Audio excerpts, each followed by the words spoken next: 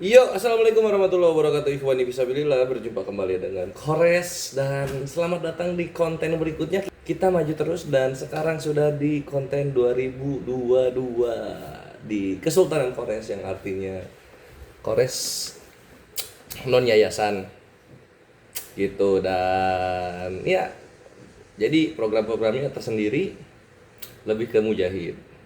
Nah, di antara program-program yang ada itu semua dikerjakan Kores Solo, Bro.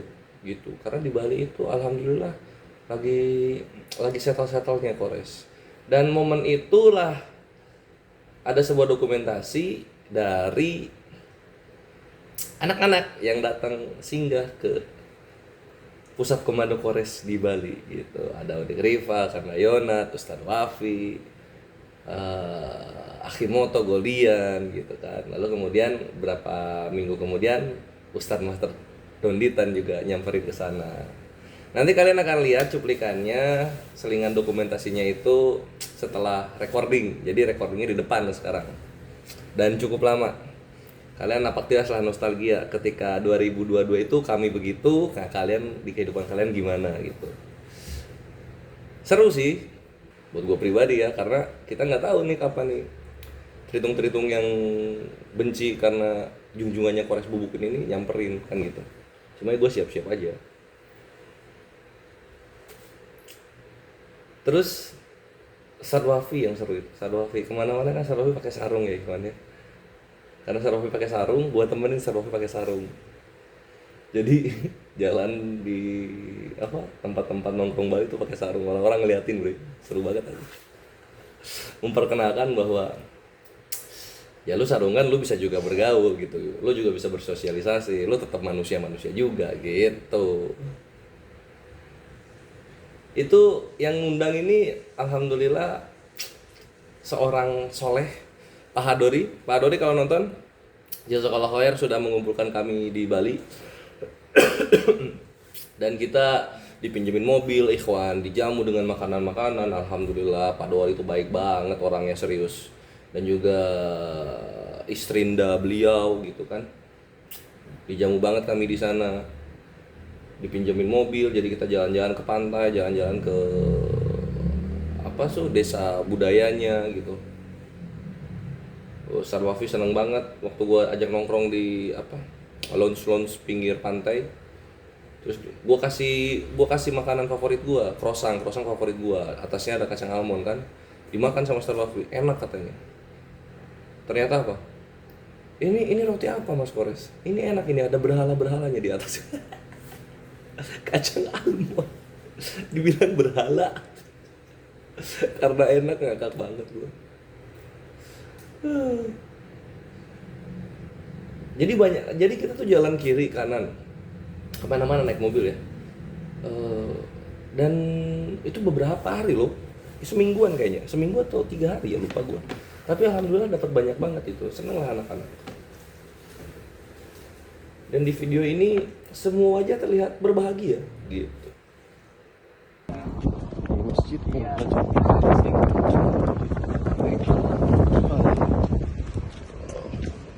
dalam tauhid.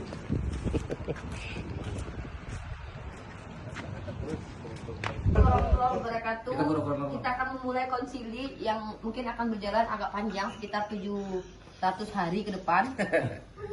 Dimana kali ini kita akan membahas apa yang perlu dibahas, apa yang perlu diangkat, apa yang perlu diturunkan, dan turunkan harga minyak pastinya. Pertama, posisi yang akan kita bahas adalah apakah Yesus itu seorang nabi, seorang hamba, anak Tuhan, atau anak Maria. Hari ini kita akan bahas tuntas bersama saya Rifa Rose. Saya akan kupas tajam silet di konsili Bali pertama ini.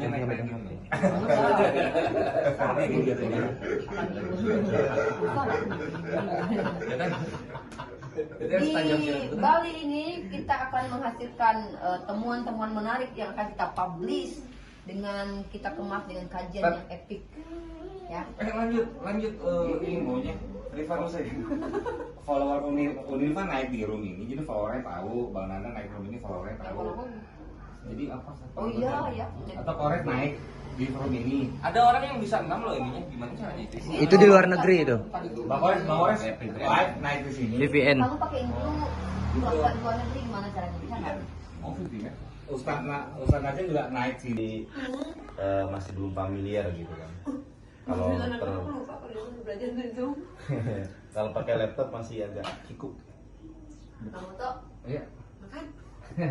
Enggak, yang tadi Dia saya kan buka, guru. bukan yang ini, Bukan bukan yang ini. bukan Oh, yang tadi kamu buka yang pakai New ini New Greek New Testament online. Ya. Aku nggak pakai Bubble Hub biasanya. yang tadi kamu itu ya. Yang tadi kamu share screen.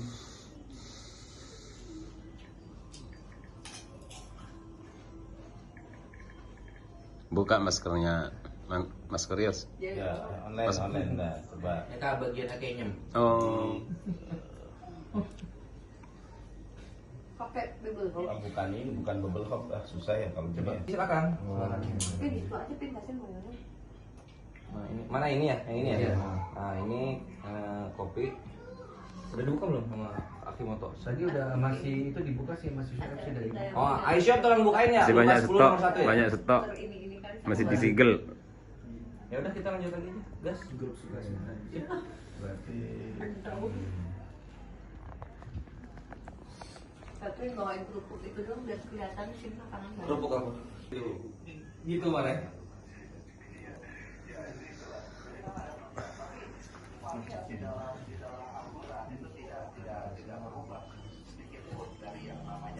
kalau mau ngecek lokasinya gimana?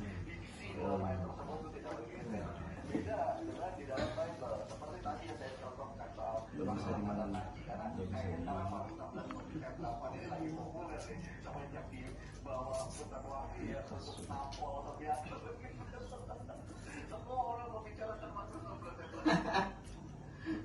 Mereka bilang gini, More, itu gak ada kaitannya sama doktrin, gak mengganggu doktrin katanya. Gitu biasanya jawabnya.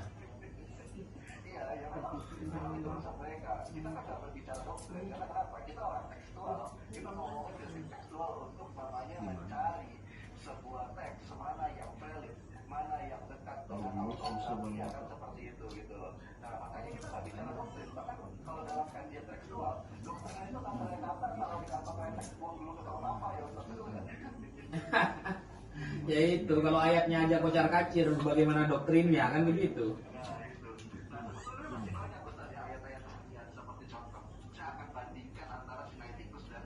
Soalnya pada itu bingung ya, kuat masih baca itu semua.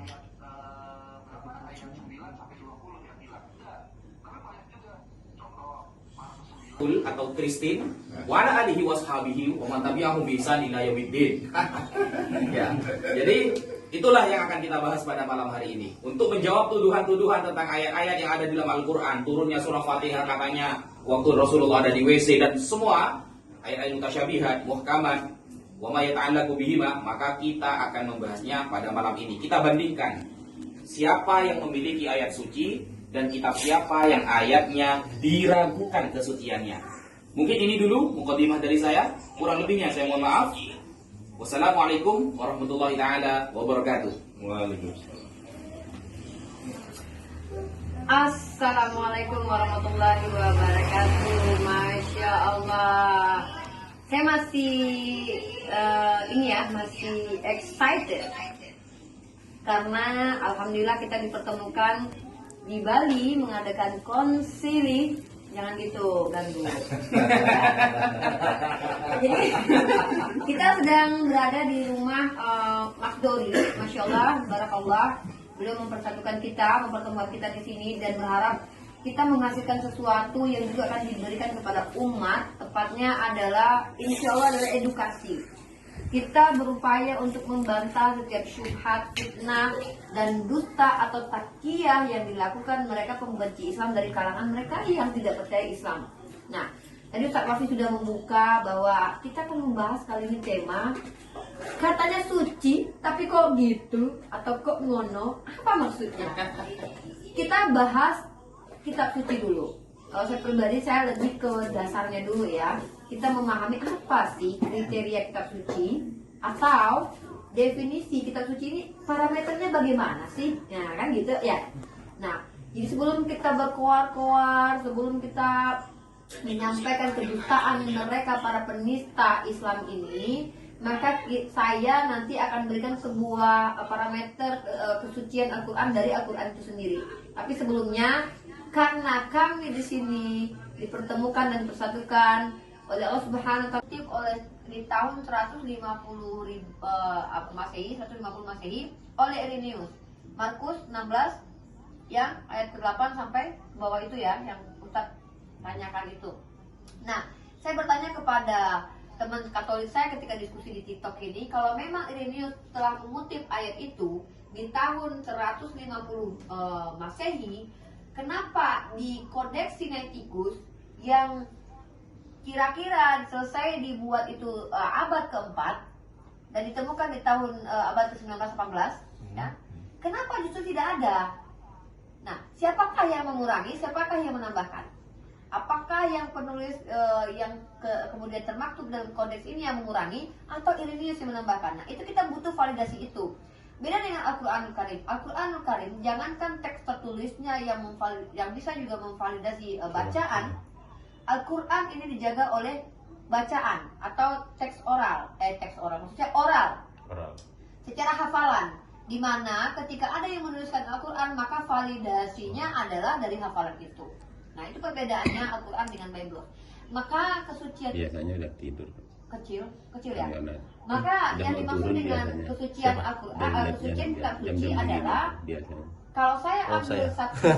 salah satu parameter kesucian kitab suci, tidak bisanya distorsi. Memahami Al-Quran, yaitu kitab Nahwu dan Shorof dan kitab Ilmul Balaghah, mereka sama sekali tidak paham hal-hal yang yata'allaku biha, yang berkaitan dengan ilmu-ilmu tersebut. Sehingga kata para ulama, barang siapa yang berkata sesuatu tanpa didasari faham ilmu nahwu, maka perkataannya pasti akan ditolak. Wan nahwu aula awalan ayyulama idil kalamu dunahu la yufhama. Ilmu nahwu yang wajib difahami yang pertama kali, karena tanpa ilmu nahwu perkataan tidak akan pernah bisa difahami. Maka dari itu Al-Quran mengusung kita untuk mempelajari ilmu-ilmu yang telah disampaikan oleh para ulama. Makanya ada ayat-ayat tentang, contoh ya, suami istri, atau tentang politik, atau tentang akidah, atau nubuat, kenabian. Ada juga tentang fikih. Makanya Al-Imam Asy-Syafi'i dikutip oleh Al-Imam Abdurrahman bin Abi Bakar As-Suyuti di dalam kitab Al-Ashbah wan Nadhair, bahwa kitab-kitab ya ayat-ayat yang ada dalam Al-Quran sekitar 500 ayat yang menjelaskan tentang hukum-hukum fikih tentang keduniaan setiap harinya. Sehingga ketika ada orang-orang yang mulai membawakan syubhat tentang ayat-ayat Al-Quran, maka kita wajib menjawabnya sesuai dengan jawaban para ulama. Al-Quran tidak pernah memberikan kita akses untuk membaca terjemahan. Al-Quran tidak pernah memberikan kita pembolehan ketika kita sampaikan nanti bahwa kitab Biblos itu adalah karya orang, bukan dari ayat suci yang datangnya dari Tuhan, maka Anda jangan terguncang. Karena kita akan membawakan data-data itu. Bahkan dalam kekristenan Arab, sudah banyak orang-orang yang mulai ragu akan kesucian kitab Biblos. Ketika ada ayat-ayat yang perikopnya hilang, ketika ada ayat-ayat yang tidak ketemu kodeksnya. Mungkin sekarang Sofi Katun masih memikirkan PR dari saya kemarin, dan itu PR-nya sampai hari kiamat, kawan-kawan. Ya. Dia tidak akan bisa. Kenapa? Karena ketika dia mengatakan LAI yang ada di Indonesia mengambil dari Tectus Receptus, ternyata kita bandingkan dengan kodek tersebut tidak sama, dia biasanya akan lari bahwa di semua kodek itu juga ada disebutkan. Tapi ketika kita menyuruh dia untuk menampilkan kodek tersebut, dia bingung gelabakan, dan akhirnya diskusi ditutup tanpa perpisahan, yang menghasilkan hasutan dan kebencian di mana-mana. Nah, itulah yang hanya bisa dia sampaikan. Sehingga akan kita buktikan ya, ayat-ayat yang akan dibahas oleh ulama. Al-Quran tidak pernah memberikan kita akses untuk membaca terjemahan. Al-Quran tidak pernah memberikan kita pembolehan ketika kita tidak tahu kita hanya membaca terjemahan. Tidak.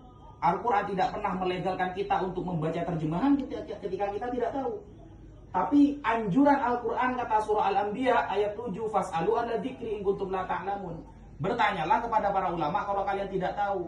Sehingga Rasulullah SAW mengatakan, man qala al-Quran bi ra'yihi fa asaba faqad akhta. Barang siapa yang berkomentar tentang Al-Quran, dia masih awam, kok ternyata benar komentarnya, maka tetap dia dianggap bersalah. Kenapa? Kapasitasnya belum sampai kepada taraf seorang ulama. Tetapi ketika para ulama yang sudah memakai ilmu-ilmu yang mumpuni, memiliki pemahaman yang luas, maka kata Rasulullah, idza hakamal hakim fajtahada tsumma asaba falahu ajrani. Kalau ada seorang ulama yang memahami dengan keilmuannya tentang ayat Al-Quran, lalu ternyata pemahamannya benar, maka dia mendapatkan 2 pahala. Wa idza ijtahada tsumma akhta falahu ajrun wahid. Tapi ketika dia berusaha memahaminya dengan ilmu yang luas, tetapi dia salah, maka dia tetap mendapatkan 1 pahala. Riwayat Imam Bukhari dan Muslim. Sehingga hal-hal yang berkaitan dengan ayat-ayat yang ada di dalam Al-Quran, kita sudah disiapkan oleh para ulama untuk bisa memahaminya. Beda dengan biblos, yang mungkin syaratnya tidak akan pernah kita ketahui apakah itu tulisan seseorang. Jonathan Nandar dan The Curious Moto dan juga Uniriva dan Mas Kores Triuni Slayer Comment Center yang sekarang lagi ada di Belakang layar. kamera, di belakang kamera ya. Beliau ini bagaikan bentel ya, bentel yang ada pada ban, tidak kelihatan tapi manfaatnya sangat besar. Mobil Alphard pun kalau nggak ada bentelnya tidak jalan kawan gitu. Nah, itu ya. Ya, kita akan saksikan setelah ini bagaimana dasar-dasar yang akan disampaikan oleh para guru kita. Tafadhol, fa'alaikum nufaddilukum syarafan wa fadla. Allahumma sholli ala Muhammad. Selalu ya Sobi. Nah teman-teman, ini original teksnya ada tambahan nih, duo ya. Bahkan dikasih kurung kurawal gitu. Nah sekarang Bang Sueb boleh membantu membukakan di dalam Tectus Receptus online itu. Kenapa ada di FYC? Nah, Tectus Receptus online kita lihat nih, ada di dalam kodeks mana itu? Tectus Receptus online, Sueb. Yang ada di balik tadi. Jadi Yesus itu mengutus 72 pengikut, bukan 70 orang. Nah, dalam kodeks mana itu? Wah, siapa 2 orang itu? Coba Lukas 10 nomor 1. Lukas 10 nomor 1 ke bawah sendiri Soeb. Ke bawah, terus ke bawah. Nah,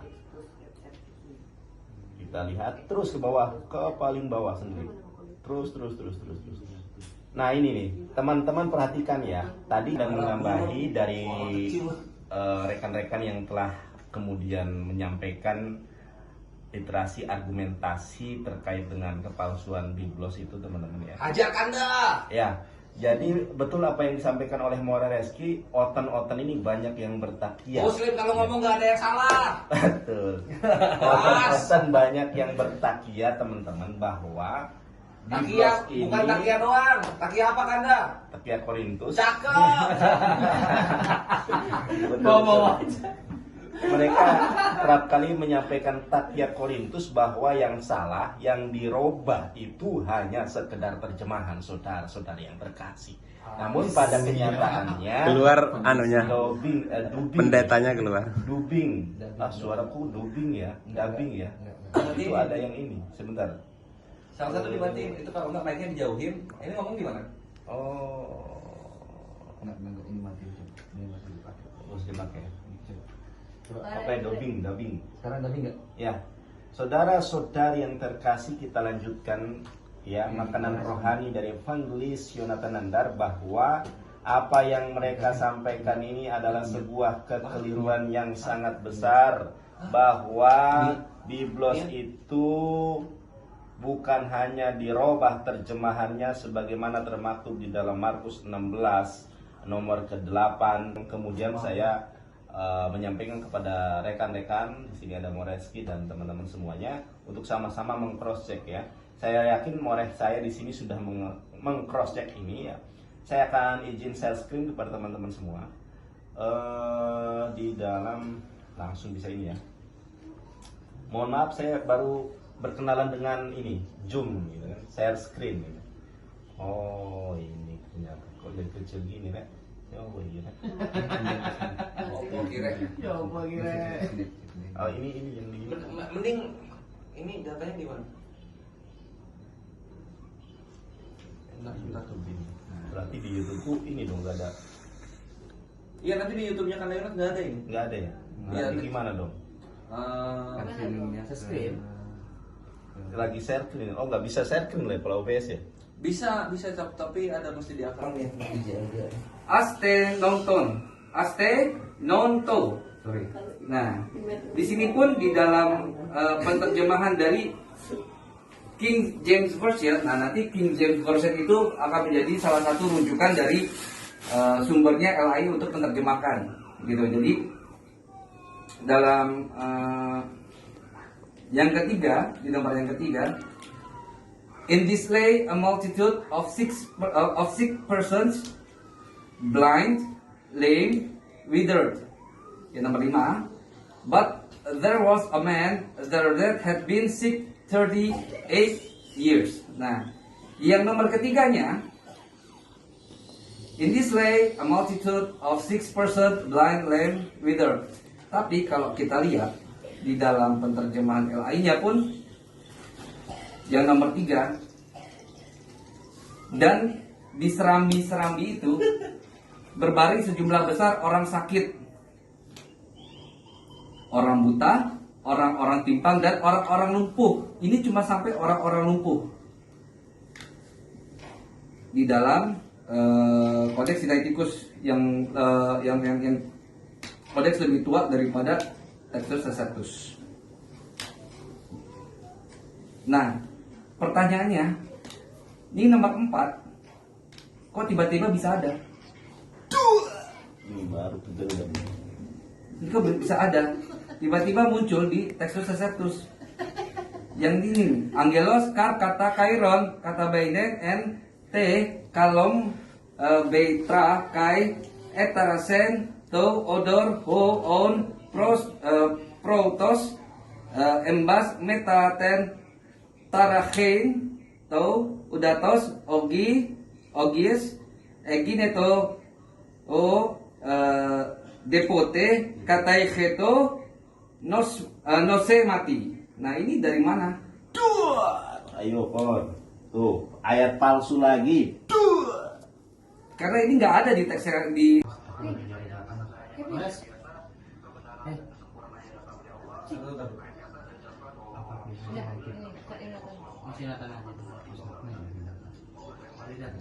Terima kasih kepada More Reski. Ya. Apa ya kalau Bang Yonatan kan panjang. Kalau More Reski Benatua. Oh bukan. Tidak langsung banyak ya. Oke. Siapa lagi yang mau ngomong tuh, kasih dulu yang ngomong. Ada yang resen. Ada yang resen. Oh, oke, kita cek dulu. Kayaknya ada yang resen. QF ya. Oke, kita izinkan yang sudah arrive On cam. dulu. On cam, bisa on cam? QF? Bisa? Bisa on cam?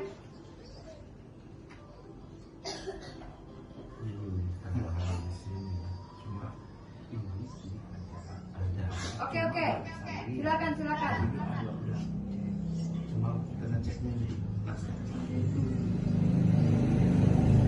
Ya, silakan. Bang Hores. Bang Hores di sini. Saya tidak bisa dengar ini apa yang dibicarakan. Mantul. Oh, udah. Angkat temoran.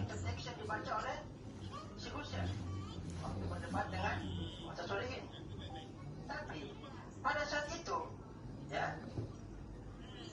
dia membawa sebuah transliterasi bacaan dan juga disertakan dengan manuskripnya. Padahal tulisan dalam manuskrip tersebut kalau kita baca dengan bacaan transliterasi yang dia baca, ternyata bacaannya berbeda. Mungkin yang bacaan tadi udah bisa didengarkan. Sekarang saya baca manuskripnya ya. Di sini dikatakan Tushem alahum mirasmono wa mirasmono Taudilu lahum wa lahazmu mirasmono Transliterasi yang dia baca Mirasmono min kiyadiyaum wa dione Lan telah sinan wa bayan Mugosyonan khawahdo Lan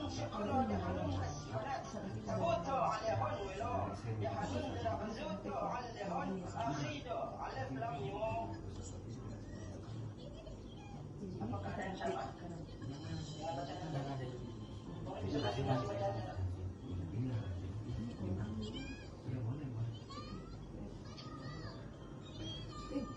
Beda ya? Lanjut.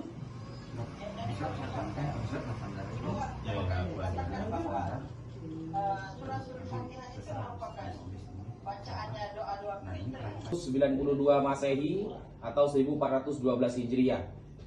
Di dalam kitab ini diterangkan bahwa Rasulullah Shallallahu Alaihi Wasallam, nah ini ya, sip, anna Rasulullah Shallallahu Alaihi Wasallam kana idza baraza sami'a munadiyan yunadihi. Tatkala Rasulullah tampak kepadanya tanda-tanda wahyu, maka ada orang yang memanggilnya dengan kata-kata ya Muhammad. Fa idza sami'a saut intolaqu hariban, ketika mendengarkan suara itu Nabi Muhammad langsung lari. Nah, di sini baroza, kata baroza diartikan buang air besar. Ini adalah kegoblokan yang dimiliki oleh Kristen Prince. Ketololan. Katanya bisa bahasa Arab, ternyata slebeu. Baroza dilaknai buang air besar, guys. Keluar masa kininya. Kayak Coba kita lihat sampai slebeu perlu dibedakan ya. Ikon baru dia, ikon baru. Perlu dibedakan. Kalau tabarroza maknanya buang air besar. Kalau baroza artinya nampak ketika wahyu nampak kepada dia. Biasanya kan pakai kamus Al-Ma'ani ini biasanya. Kristen Prince itu. Nah, ini. keluar Kalau tabarroza ayatnya JJ keluar. Nih tuan rumahnya. Tuan rumahnya dong. Kalau kata Dilan, lo Bang Gores, lo kalau kata Dilan itu pahlawan tempurnya orang Bandung. Iya. Capek pahlawan tempur gitu. Kurang ke pinggir, biar gak ganggu.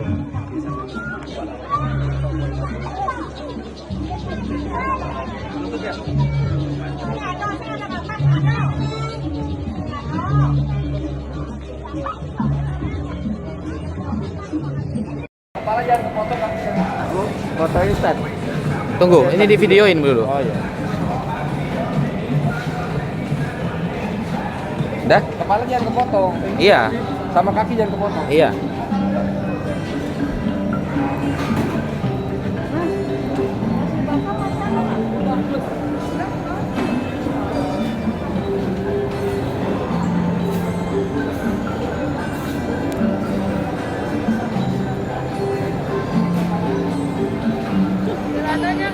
Gimana?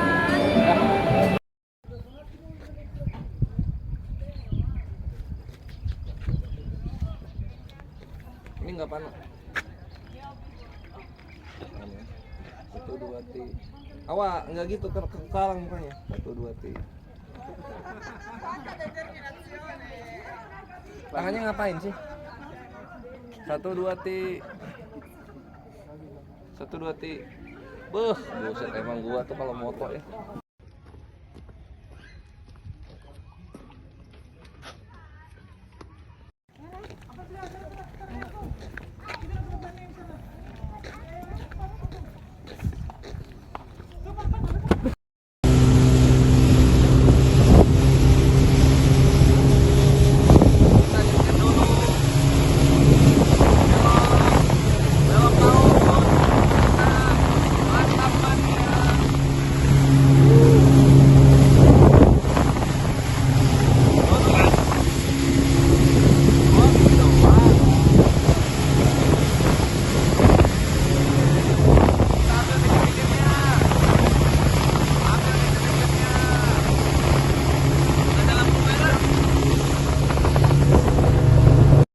Lihat ya, Masya Allah.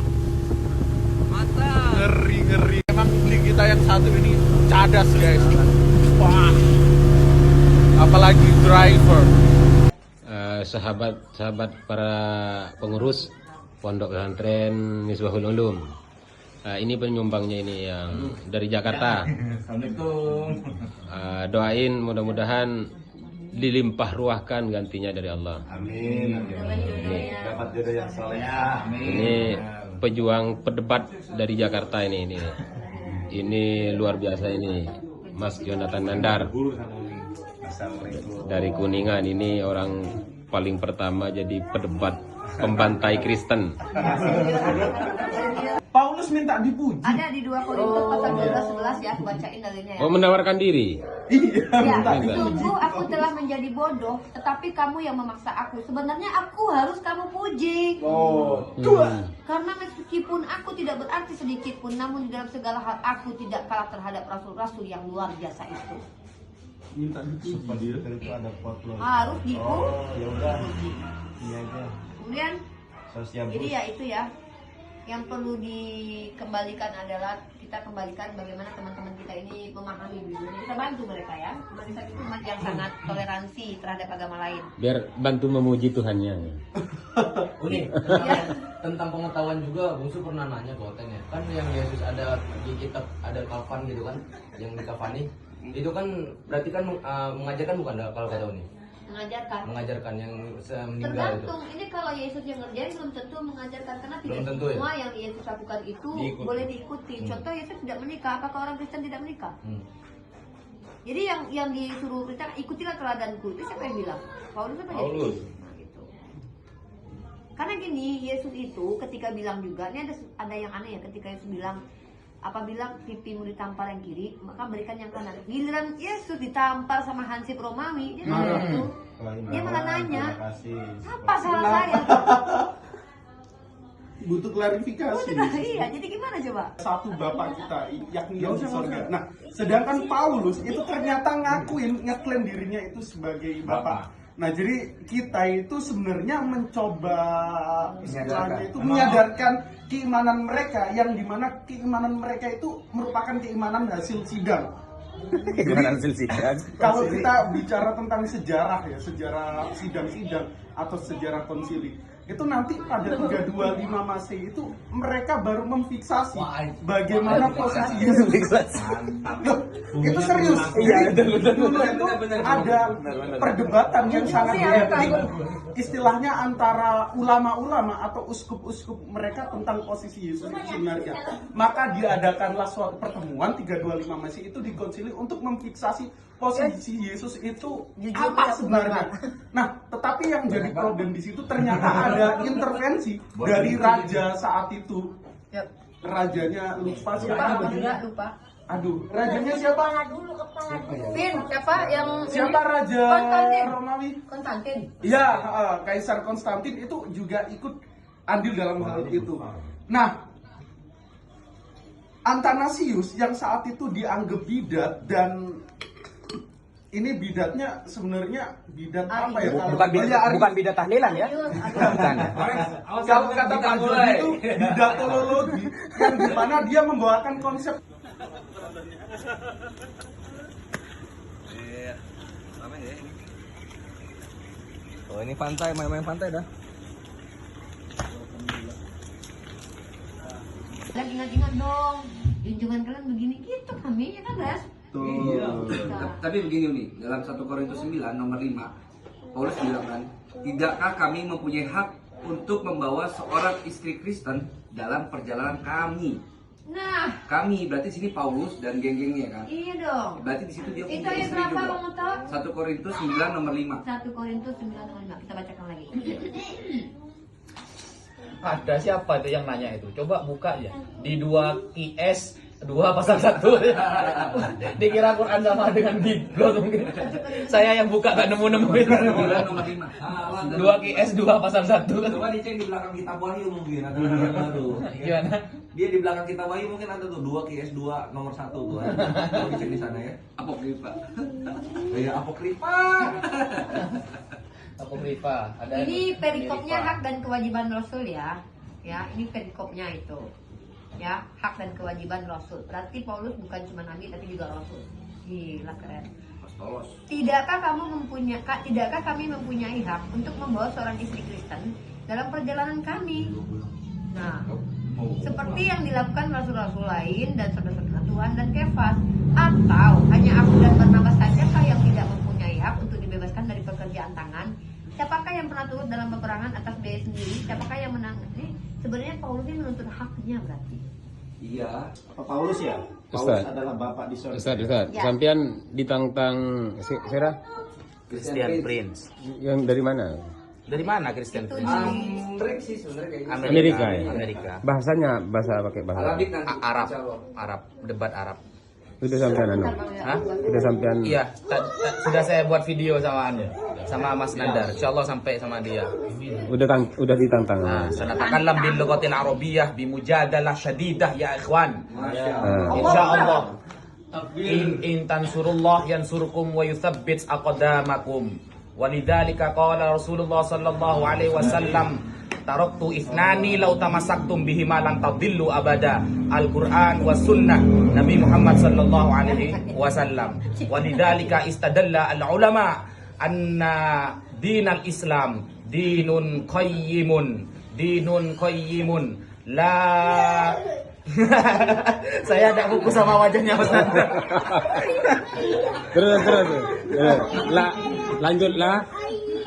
Dinun qayyimun la wa ayyada qawli ayatun min ayatil Qur'anil aziz.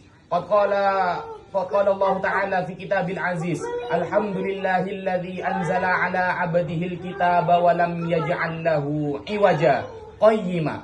Laisa iwaja bal qayyima. Anna dinana dinul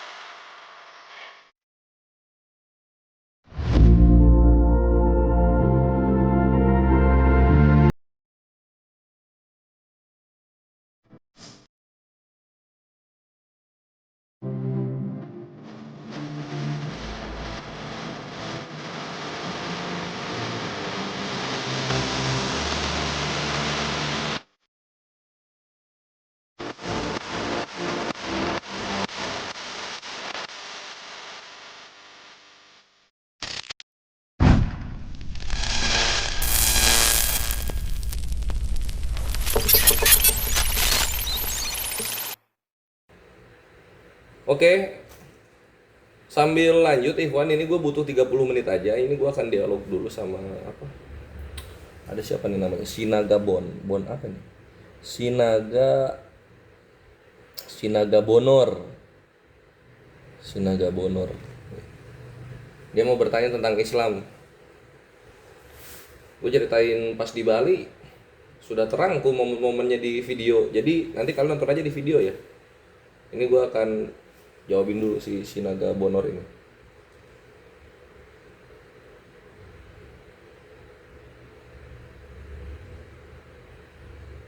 Aku masuk. Tuhan bisa menjadi apapun itu kata Tuhan atau kata Sinaga?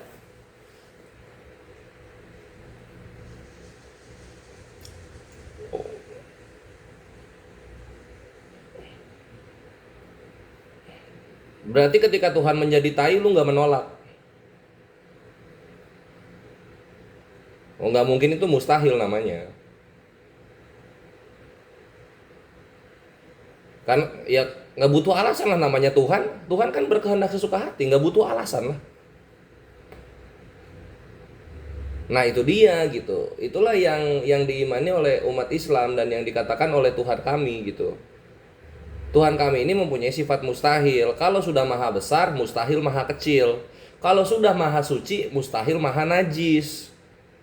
Sekarang kalau menjadi manusia, kecil iya, najis iya. Kenapa? Karena manusia ada lubang-lubang. Semua lubang itu tempat pembuangan kotoran. Buat apa Tuhan menjadi manusia yang punya lubang kotoran? Buat apa kepentingannya? Kan ke situ. Jadi bukan perkara bisa nggak bisa Sinaga, tapi perkara pantas nggak pantas. Ke situ Mabre. Ya.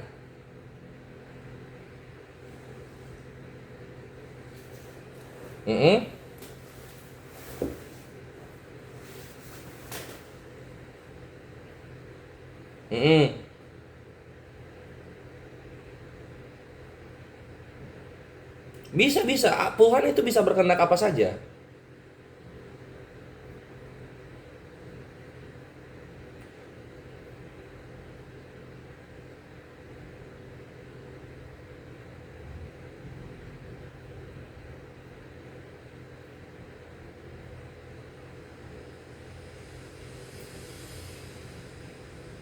Nah ini yang gue bingung gitu. Ini kan manusia ya, manusia ini nggak percaya Tuhan sehingga Yesus datang supaya manusia percaya, kan gitu ya. Nah kenapa cuma di Yerusalem?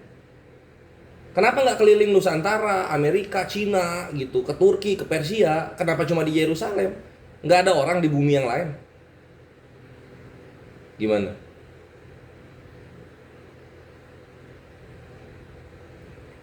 Abad pertama ketika Yerusalem udah ada kehidupan, di Cina udah kekaisaran, dinasti Han.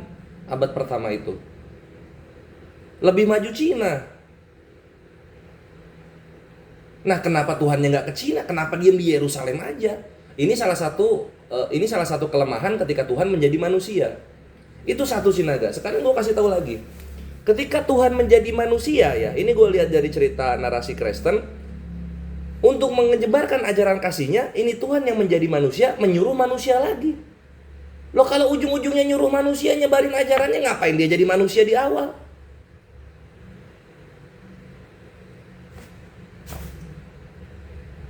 Coba dipikir.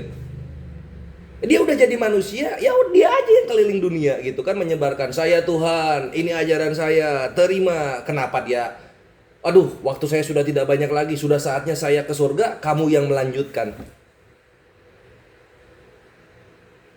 Jadi nanti orang-orang nyebar ke Cina, ke Persia, ke Brazil, ke Amerika. Woi, ada Tuhan lo turun di Yerusalem lo. Gitu. Dia ngajarin ajaran kasih. Enggak ke sini dia. Enggak. Kenapa? Cuma 3 tahun katanya. Oh. Gitu Sinaga. Itu salah satu kelemahan konsep Tuhan menjadi manusia gitu. Bumi gede, jadi manusia, 1 titik doang diem. Sedangkan dalam Islam, Tuhan mengutus nabi-nabinya di seluruh wilayah. Dalam Islam, nabi ada 124.000. Level di atas Nabi, Rasul 313. Sehingga semua manusia itu tahu Tuhan itu ada, Tuhan itu satu. Ikuti perkataannya. Semua Nabi pesannya sama. Ini baru konsep yang universal, melingkupi semua manusia. Itu yang sempurna. Gitu. Sampai sini nangkap Sinaga? Mantap. Oh, udah mau turun. Walah. Baru mulai. Yang lain aja lagi yang lain. Oh iya.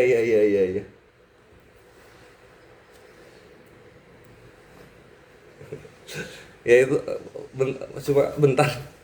Udah beres ikhwan. Ya perkara dia bertanya soal kenapa nggak mengimani kenapa kita nggak percaya gitu bahwa Tuhan itu bisa jadi apa saja, bisa jadi manusia. Ya tadilah penjelasan gue di awal. Tiba-tiba baiklah bang, saya turun dulu katanya.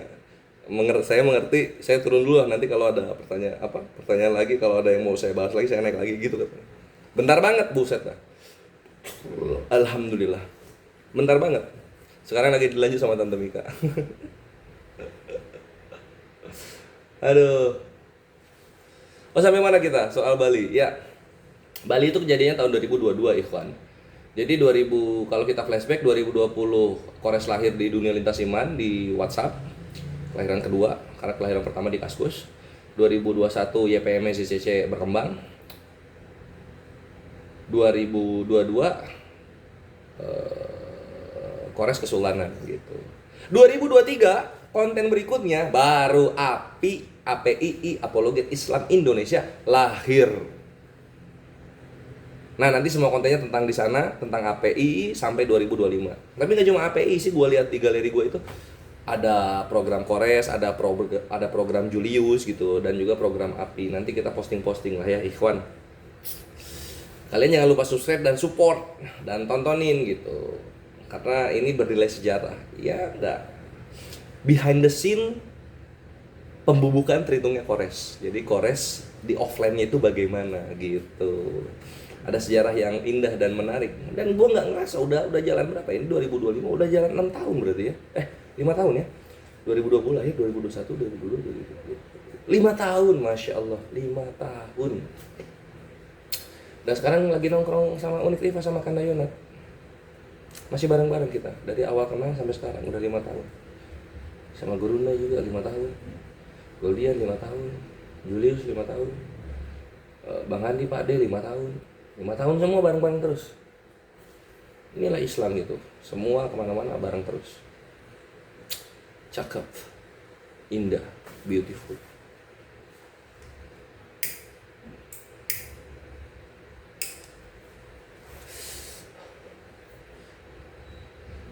Dan kalian kalau ada pertanyaan tentang dunia lintas iman ini ya, jangan syubhat.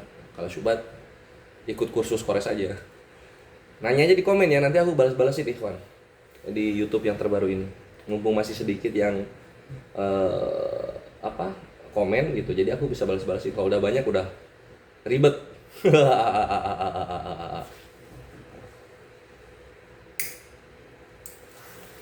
Oh iya, di video ini juga kita tuh ada kajian di Zoom sengaja karena lagi kumpul bareng. Di Zoom siapa nggak tahu. Di suara-suaranya nanti kalian akan dengar ada Moreh Reski sama Syueb lagi ngobrol.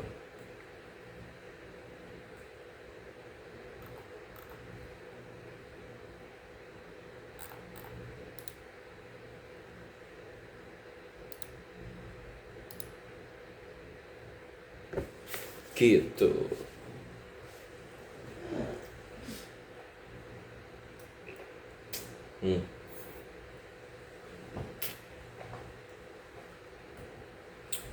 Oh iya, di saat gua lagi recording kayak begitu lagi sibuk ini ya. Lagi sibuk hari mualaf sedunia ya. Udah dibahas juga di channel Daman. Jadi kalian kalau mau tahu soal tanggapan hari mualaf sedunia, nah kalian ke channel Daman ya. Daman Almantiki Reaction gitu. Nah kalian kesana aja.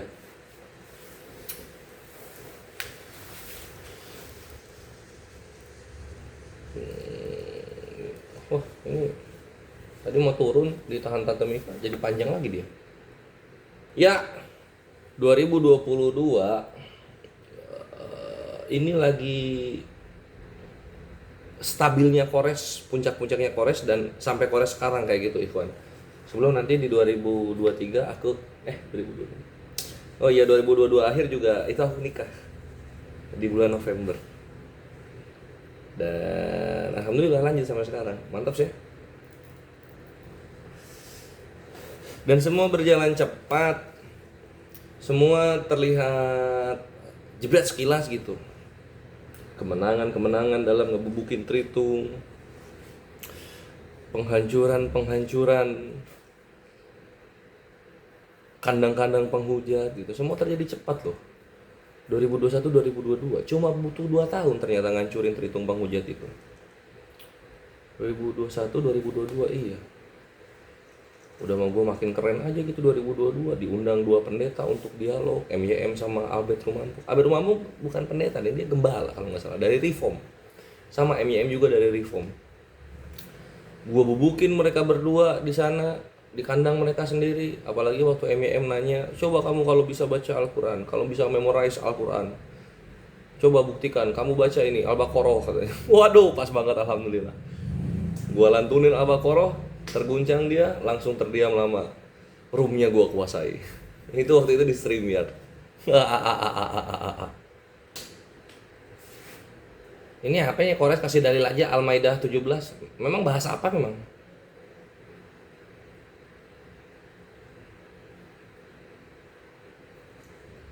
Kalah iblisnya.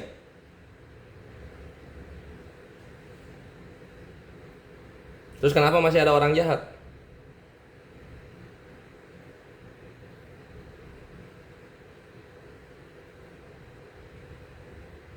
Kan udah dikalahin Yesus katanya.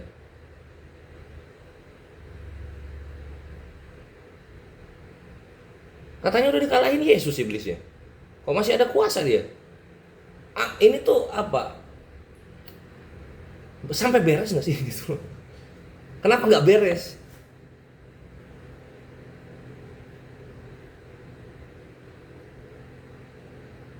Lah kalau gak ada beresnya ngapain ke dunia orang mati Yesusnya?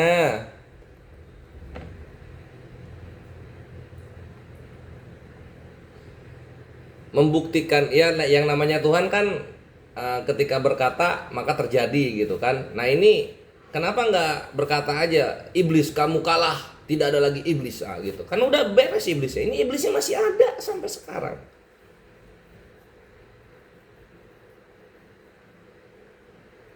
Iya, cuma iblisnya nggak mati, buat apa dia ke dunia orang mati kalau gitu?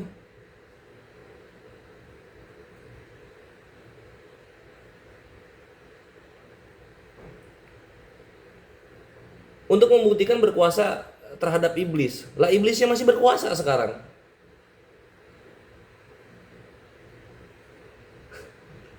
Susah ya. Itulah maksudnya gitu loh Mabre. Apa ya, banyak doktrin-doktrin dari kekristenan yang kalau dikatakan itu terdengar indah, tapi kalau dikritisi ternyata nggak final, nggak komplit, nggak beres. Maksudnya nggak selesai ceritanya gitu tuh, mengambang kayak gitu. Ini gue balik ke Islam ya, Nabi Muhammad SAW 13 tahun kena persekusi oleh para kafir-kafir pagan Quraisy, 13 tahun, bukan 3 tahun. Lalu kemudian di 10 tahun terakhir maka Islam membalikan keadaan dan berhasil menyatukan bangsa Arab, satu jazirah Arab dalam satu agama Islam. Setelah itu Nabi wafat. Jadi wafatnya Nabi menandakan Islam sudah final, sudah beres, sudah bisa diimani oleh semua manusia. Gitu. Itu pertandanya Nabi wafat. Artinya misinya sudah selesai, kan gitu. Nah tapi kalau kita lihat dalam doktrin Kristen gitu kan, Yesus mengalahkan maut, Yesus naik ke sorga, mautnya masih ada. Yesus ke dunia orang mati, mengalahkan iblis, iblisnya masih ada. Gimana? Gitu. Tuhan turun ke dunia, mati dari kayu salib gitu kan, menebus dosa manusia, dosa masih ada. Gak beres semua. Yesus disalib, mati dan bangkit untuk menebus dosa manusia, bukan? Sekarang dosa kok masih ada?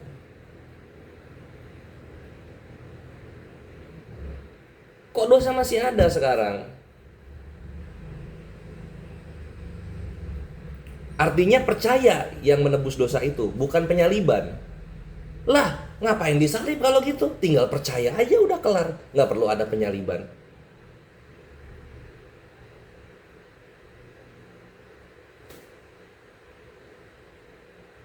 Jualah segala hartamu.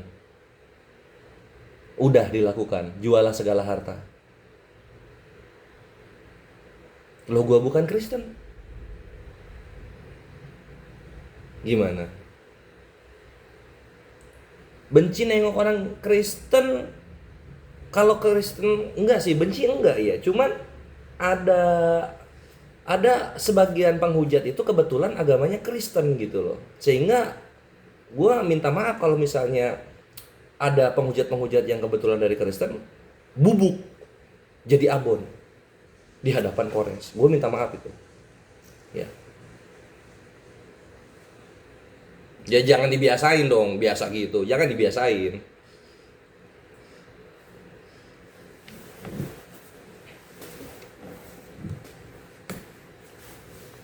Apa? Beratnya apa? Gua ketemu Kristen menghujat nabi kami, nabinya Islam pedo, doyan kawin gitu. Kristen yang bilang itu kebetulan.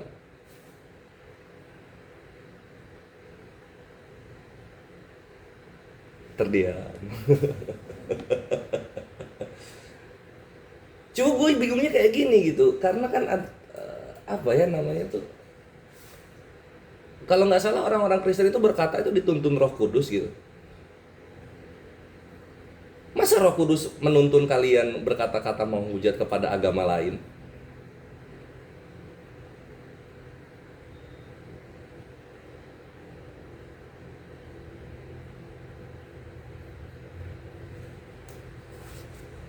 Diri gue takluk sama gue, nafsu gue takluk sama gue, karena gue takut sama takut Tuhan gue. Bisa lah. Apa sih apa misalnya contoh kayak gini, apa? Mabok alkohol haram, nggak gue lakuin. Takluk tuh diri gue sama gue. Berzina haram, nggak gue lakuin.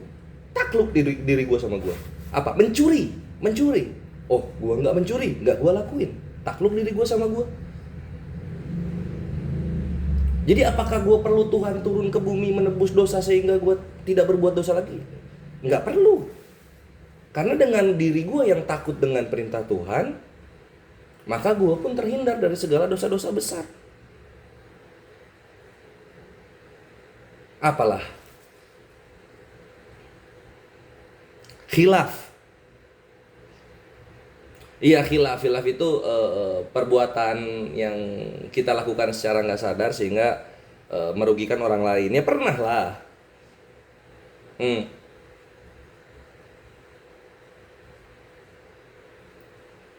Nah, iya, kalau dalam Islam kan konsepnya memang iblis ini akan menggoda manusia sampai hari kiamat. Nggak ada konsep di pertengahan zaman manusia ini iblis ditaklukkan dan kalah, itu nggak ada. Memang iblis itu ditangguhkan sampai akhir zaman menjadi ujian bagi manusia. Itu dalam Islam. Tapi kalau dalam imannya Sinaga, iblis ini ketika Yesus mati, 3 hari dia di dunia orang mati, memusnahkan iblis. Mengalahkan iblis. Mengapain? Apa? Yohanes 14 nomor 6, akulah jalan dan kebenaran dan hidup. Tidak ada yang datang kepada Bapa kalau tidak melalui aku. Betul? Mau disembah jalannya?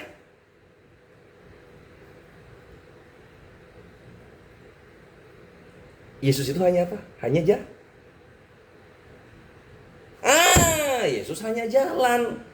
Yang disembah, tujuan dari jalan ini membawa kalian Kemana tujuannya? Kepada Tuhan yang benar. Satu-satunya Tuhan, inilah hidup yang kekal. Mengenal Dia sebagai satu-satunya Tuhan dan mengenal Yesus Kristus sebagai yang Engkau utus gitu. Tapi Sinaga Bonor, kalau memang mau menyembah si jalan ini, sang jalan ini, Yesus Kristus, gue sebagai muslim menyarankan menyembah sang jalan ini di pinggir, jangan di tengah. Karena kalau kalian menyembah jalan di tengah, takutnya kegeleng sama yang pakai jalan gitu.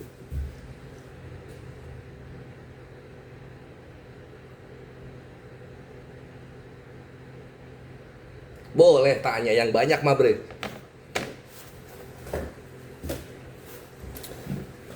Menurut saya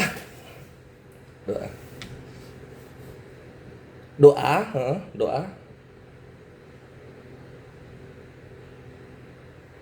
itu kalau itu dari bahasa Arab doa, artinya itu kalau nggak berseru meminta.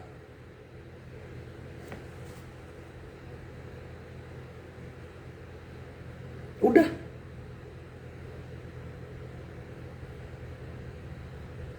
Iya.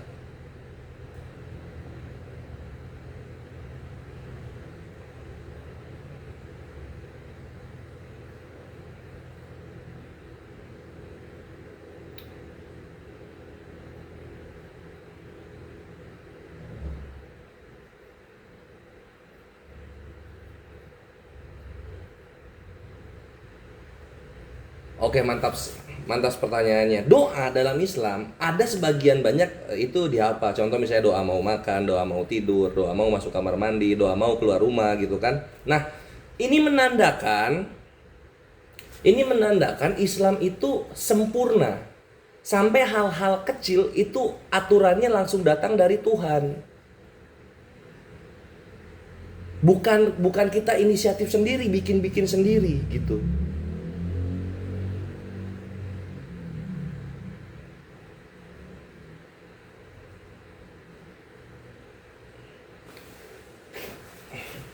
Adalah, misal contoh kita mau keluar rumah, kita yang simpel-simpel aja lah. Misalnya kita mau keluar rumah, bismillah, sudah sampai tujuan, alhamdulillah. Melakukan hal yang tidak kita sadari itu adalah dosa, astagfirullah. Itu semua kan doa, mengingat kepada Allah, meminta kepada Allah. Jadi doa itu selain legitimasinya kami datang langsung dari Tuhan, bukan bidat gitu kan. Yang kedua adalah apapun yang dilakukan Islam, yang pertama kita ingat Tuhan dulu. Sinaga Bonor. Ada doa yang nggak sama ya, ada misalnya contoh kita ingin kesembuhan bagi penyakit kita yang spesifik gitu kan, atau doa pengen kaya di umur berapa, ya ada doa-doa yang kita sendiri yang bikin sesuai nurani kita gitu. Cuma banyak doa yang sudah Nabi kita tuntun untuk kita, sehingga apa? Sehingga memudahkan bagi kita untuk mengingat Allah, berdoa dan meminta kepada Allah. Gitu, Bre.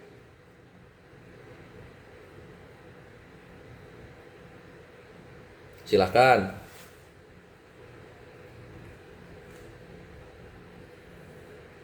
Iya.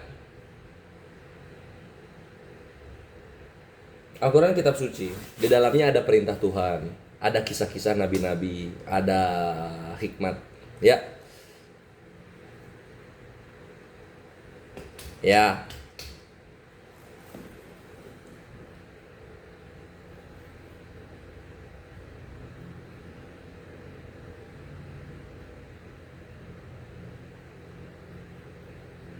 Loh, itulah keenakannya Islam, Bre. Nabi kami mengajarkan gitu, bagi yang membaca membata-bata, mereka akan mendapatkan pahala 1, yang lancar dapat 2, ya.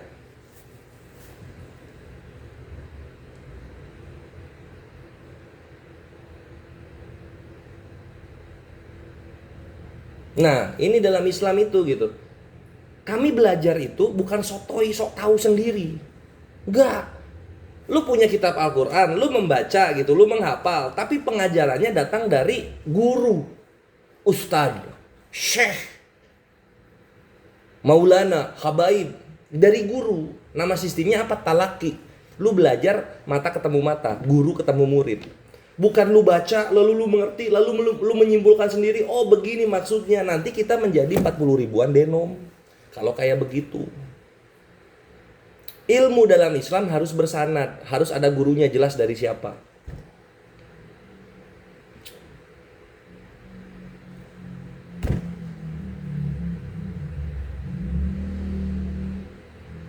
Gak bisa kalau umat Islam pasti bertanya, lu guru agama, iya, siapa guru lu ditanya nanti. Sinaga Bonor siapa gurunya?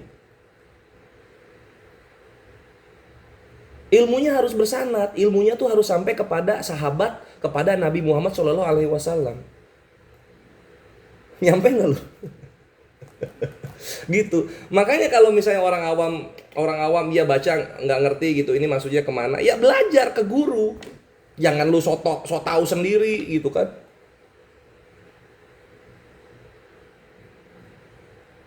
Kalau misalnya sekarang kayak gini misalnya Sinaga, gue balikin ke Bible. Bible lu baca lu paham. Paham Bible, paham. Nah, sekarang kalau paham lu paham terjemahannya atau paham bahasa aslinya? Ya kalau gitu semua agama juga paham terjemahan. Bahasa aslinya lu paham nggak? Itu dia. Ada guru yang mengajarkan lu nggak soal bahasa aslinya?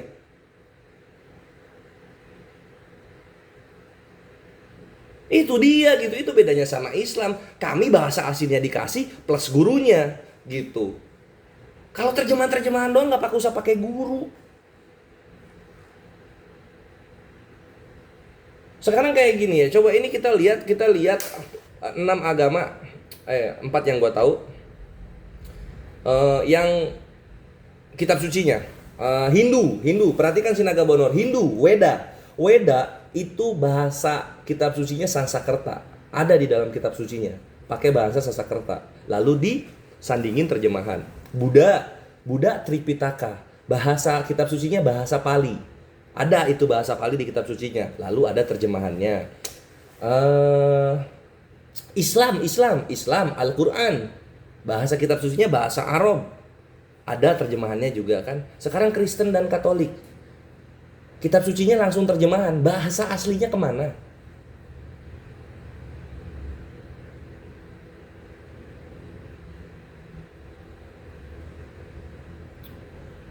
Loh, lu sama gua ngobrol lagi belajar agama atau lagi ngobrol di warung kopi?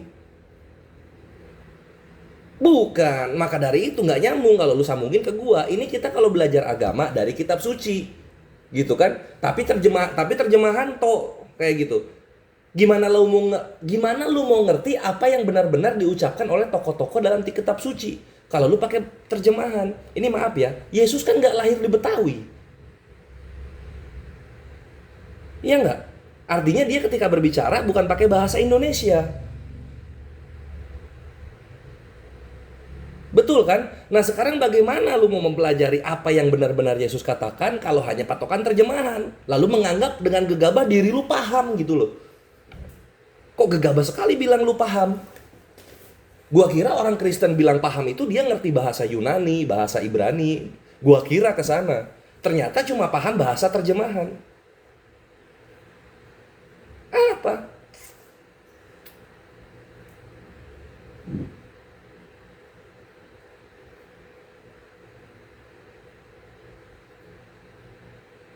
Oke, sini gue bahasa aslinya gue kasih contoh sini ya. Yohanes 14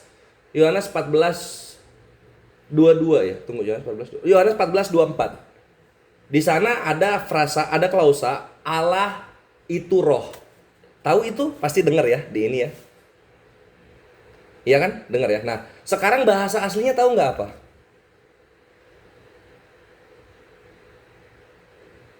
Tahu nggak bahasa aslinya? Nggak tahu kan? Gue kasih tahu. Dia perjanjian baru pakai bahasa Yunani. Dalam bahasa aslinya semua manuskrip nema otheos. Nema otheos, nema ruh. O definite artikel, theos Tuhan. Jadi harusnya roh Tuhan. Kok diterjemahan jadi Allah itu roh? Paham lu? Paham nggak? Nggak paham. Karena terjemahan. Betul gitu, karena lu pakai terjemahan. Maksud inti dari segala inti yang gua mau katakan, jangan gegabah ngomong paham kitab suci, tapi lu taunya dari terjemahan. Jangan gegabah. Gitu, Mabre. Nah, ini gua contoh satu lagi nih ya. Ini gua kasih satu lagi Sinaga Bonor. Tunggu. Satu lagi baru lu ya. Ini gua kasih contoh satu lagi nih. Buat lu. Lu tebak dalilnya di mana nih? Ini kitab suci lu, Perjanjian Baru, perkataannya Yohanes. Tebak ini di mana? NRK en hologos, kai hologos prostonteon, kai theos en hologos. Di mana itu?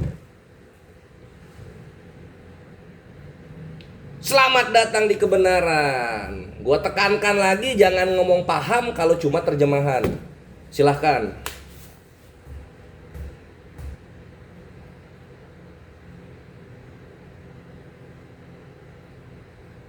Nah itu dia, terjemahan gak akan pasti benar. Terjemahan gak akan pasti benar. Tadi udah gue kasih contoh. Apa?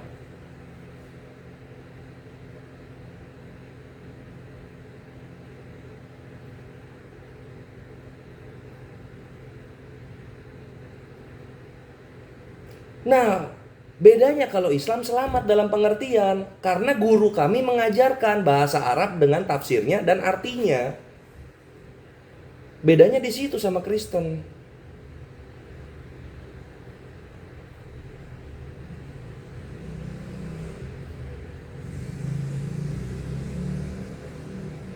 Siapa yang gue bilang kayak gitu? Nah ini nggak nyampe ke sana. Kapan gue bilang terjemahan itu benar?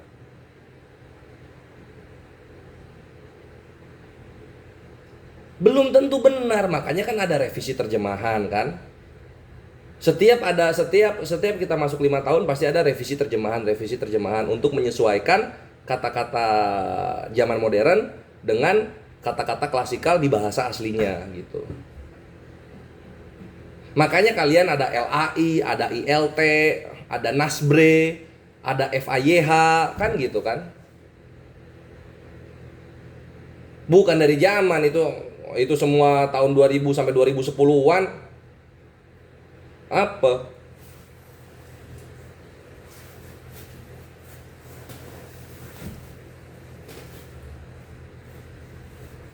Apa?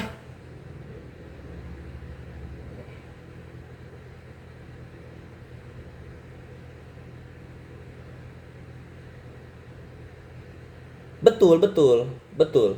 Iya, itu salah satunya betul.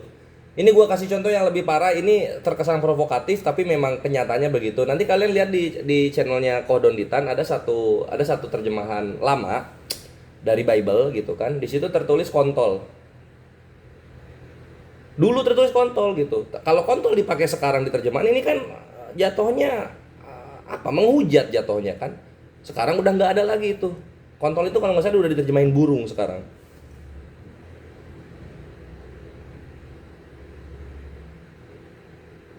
Ini bagian akademis ya, bukan maksudnya mau ngehujat. Yes, ada itu di Kodon. Di Kodon ini nemu aja yang gitu-gitu.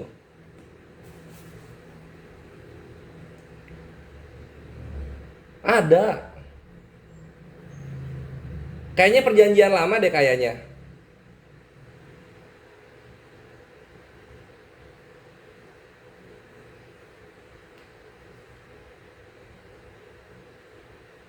Tapi pakai O dia.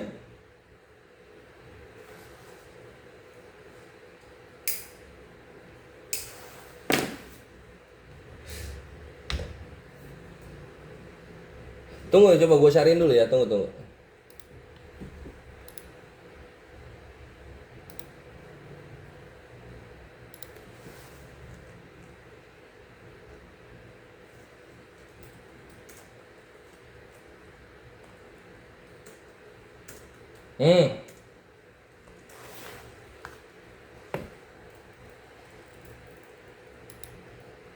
Ini ada Bible tahun 70. Tahun 70, oke. Lembaga Alkitab Indonesia, ya 1970. Posisi bisa kebaca nggak ya? Coba. Baru burung muncul. Iya. Nah ini ada yang 58 nih kasih sini. 58 Sama yang ini ini ya LAI ya berani. Nah, nih. Tunggu ya, ini gua putar dulu. Nih, terjemahan 1958. Lembaga Alkitab Indonesia. Ini burung laklak dan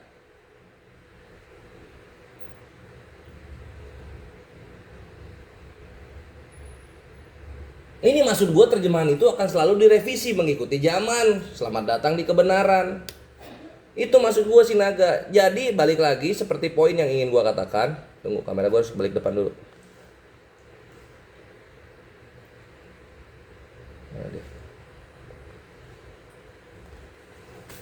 Balik lagi seperti yang gue katakan dan gue tekankan sama lu ya. Kalau cuma ngerti terjemahan, jangan ngomong lu paham di depan Islam. Itu bre. Kalian kenapa bilang kalian wah percuma Islam gitu pakai bahasa Arab tapi nggak paham gitu. Bahasa Arab. Sesedikit-sedikitnya Islam paham bahasa Arab jauh berkali-kali lipat lebih banyak daripada Kristen yang paham bahasa Yunani.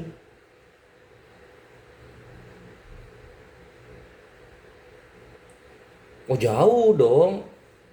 Jauh dong, kalian tiga generasi dari kakek, bapak sampai ke Sinaga Bonor ini, gue yakin keluarga kalian gak ada yang ngerti bahasa asli kitabnya. Sedangkan kami Muslim yang tahu kami Muslim, walaupun yang paham sedikit, kami tahu Bismillah itu dengan menyebut nama Allah, Ar-Rahman Ar-Rahim itu yang Maha Pengasih lagi Maha Penyayang. Alhamdulillahirabbil alamin, segala puji bagi Allah Tuhan semesta alam. Kami tahu sampai sana. Coba kalian, Yesus berkata, baptislah dalam nama Bapa, Putra dan Roh Kudus. Bahasa Yunaninya apa? Itu dia. Hehehe.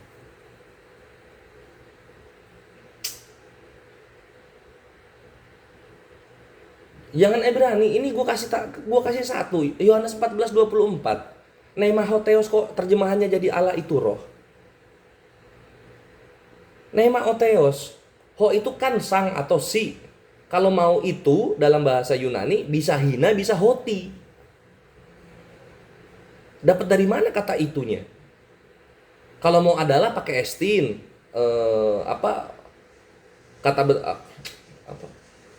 verb,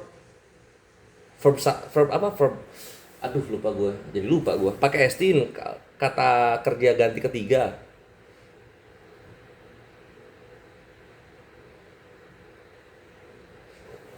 Alhamdulillah. Jadi gitu Sinaga maksud gue. Mohon maaf kalau ada kata-kata yang menyakiti, tapi banyak poin-poin yang ingin gue ajarkan, yang ingin gue jelaskan kepada lu supaya lu mengerti gitu, supaya lu ke-trigger untuk mencari kebenaran yang lebih tinggi. Toh ujung-ujungnya kita manusia kan mati gitu kan. Toh ujung-ujungnya kita manusia mengharapkan segala perbuatan kita yang ada di bumi ini terbalaskan nanti di akhirat gitu.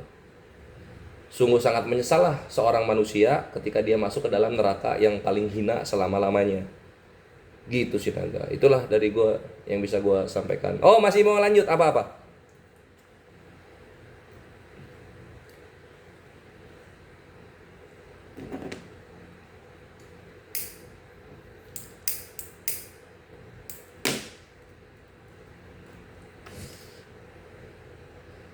Betul banget.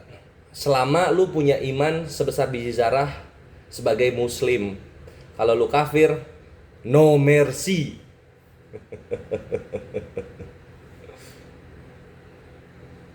Bisa. Iya, karena iman Islam itu membuat kita tidak takluk kepada neraka.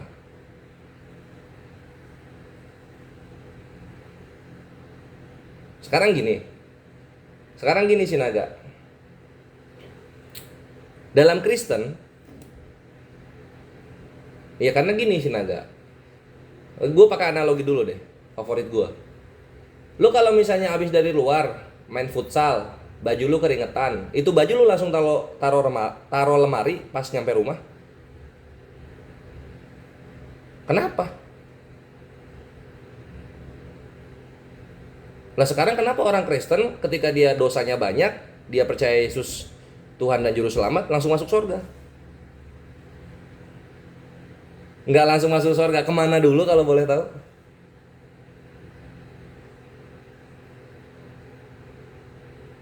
Iya, nah sekarang dia mati dalam keadaan ngebunuh, korupsi, memerkosa gitu. Kemana dia?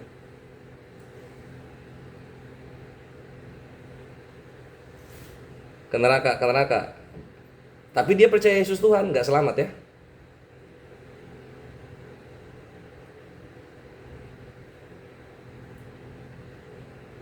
Oke, jadi masuk neraka, dia kekal di neraka walaupun dia percaya Yesus Tuhan dan mati di kayu salib. Jangan jiplak Islam, jangan jiplak Islam lu jawab. Nggak tahu, belum pernah, Tuhan lu nggak menjelaskan berarti bagaimana konsepnya. Nggak ditulis sama, ini salah satu kelemahan Tuhan menjadi manusia gitu. Iya, itulah maksud gua. Terus ini Tuhan ketika dia di bumi ini ngajarin apa aja gitu loh. Kan gitu jatuhnya. Kasih bagian kehidupan setelah kematian enggak.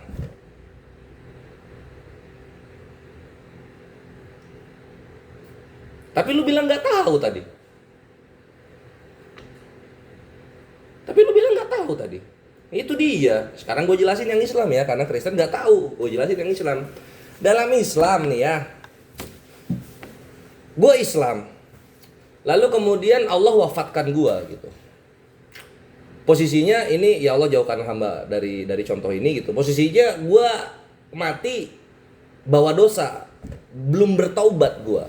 Jadi ada dosa membunuh lah, misalnya membunuh Tritung kayak gitu kan, atau dosa gebukin Tritung, membuat Tritung sakit hati gitu.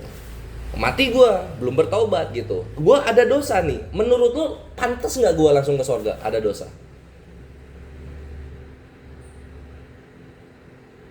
Nggak pantas kan? Artinya nih dosa harus hilang dulu baru gue layak ke surga kan gitu. Nah, gimana cara ngilangin dosa? Posisinya gue udah mati. Gimana caranya? Nah, kalau dalam Islam ini dosa yang ada ini ya lu dihajar di neraka, sebagaimana baju kotor disikat, dijemur, disetrika. Dihajar lu di neraka. Lu nikmati dosa-dosa yang belum lu taubat, dosa-dosa di mana lu menyakiti orang lain gitu. Lu nikmati itu, disiksa lu di neraka.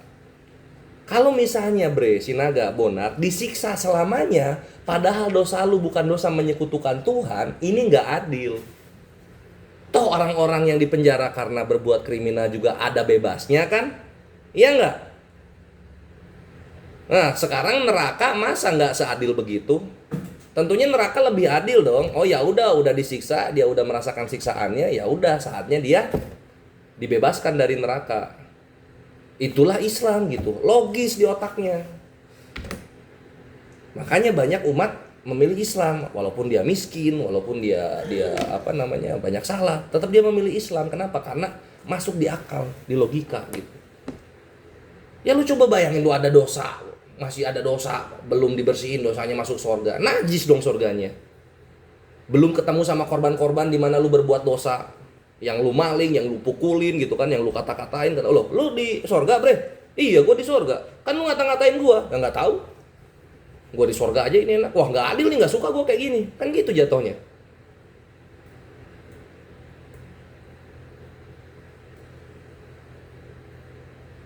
Jadi balik lagi seperti yang gue katakan di awal, iman Islam membuat kita tidak takluk oleh neraka. Selamat datang di kebenaran. Gitu. Waduh. Aduh itu kalau di counter aduh gitu. Mau nanya jangan dulu aduh. Itu kalau kayak gitu artinya lu mau nanya, otak lu udah ngejawab sendiri gitu ya.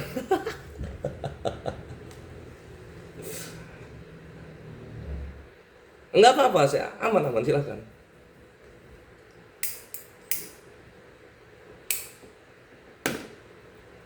Apalagi yang lu masih sanksi dengan Islam, apalagi?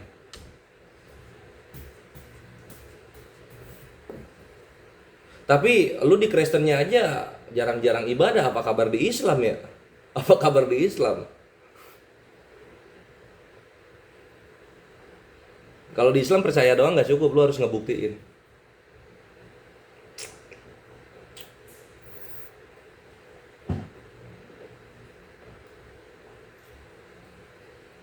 Ya perilakunya kan cuma berbuat baik sama orang lain. Itu buat gue gampang banget berbuat baik sama orang lain. Ada pengemis kasih makan. Berbuat baik sama orang lain apa susahnya sih? Apa dong?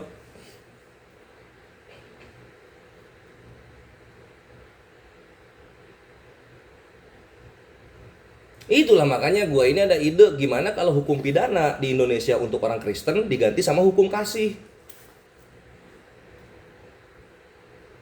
Sehingga apa? Negara membantu orang-orang Kristen menjadi Kristen, menjadi lebih Kristen gitu loh. Nggak bisa, ada negara. Iya kan enak ya kalau misalnya negara membantu Kristen menggunakan hukum kasih gitu kan. Iya nggak enak nggak? Jadi ketika Kristen kemalingan ngadu ke polisi, nah polisinya nanti bukan nyari barang yang dimaling, tapi polisinya bawa lu ke konseling gitu kan. Sabar Pak, ampunilah dia, berdoalah untuk kebaikan dia. Siapa tahu motornya Bapak lebih layak dia yang pakai daripada Bapak, kan gitu. Nanti ya gimana?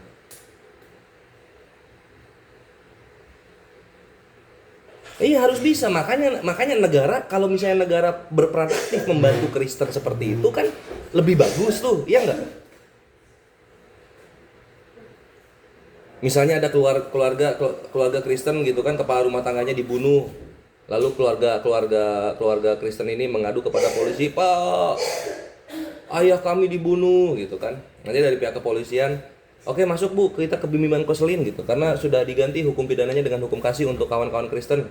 Bapak, ibu, anak-anak, adik-adik, ibu sabar, ampunilah orang yang membunuh ayah kalian.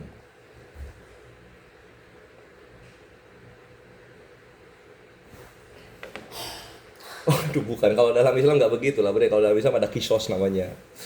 Kalau takdir itu ketetapan Tuhan, Tuhan sudah menetapkan seperti itu, maka itulah yang terjadi gitu. Tapi dalam Islam juga ketetapan Tuhan tuh nggak sesimpel itu. Ketetapan Tuhan, bukan ketetapan ya jatuhnya, Tuhan juga menetapkan syariat gitu. Nah ini yang nggak dimiliki Kristen. Syariat Islam melindungi hak-hak dari korban kezoliman. Kalau hukum kasih mikirin pelakunya toh, kalau hukum syariat Islam itu mikirin sama korbannya juga. Jadi korban mempunyai hak mendapatkan keadilan dari apa yang dia dari kerugian yang dia rasakan. Itu dalam Islam.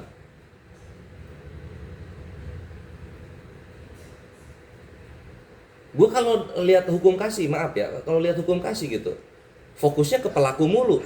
Korbannya gimana ini? Korbannya gimana? Contoh misalnya pencurian gitu kan, pelakunya diampuni, korbannya gimana korbannya? Mau closing dulu. Selamat datang di kebenaran. Demikianlah yang bisa gue sampaikan untuk extend durasi di YouTube Kores nanti gitu kan. Selamat menikmati di CSCC 2 Kores Sultanate, di mana mujahidin silaturahim kepada Kores Kris di Bali gitu ikhwan. Yuk Assalamualaikum warahmatullahi wabarakatuh.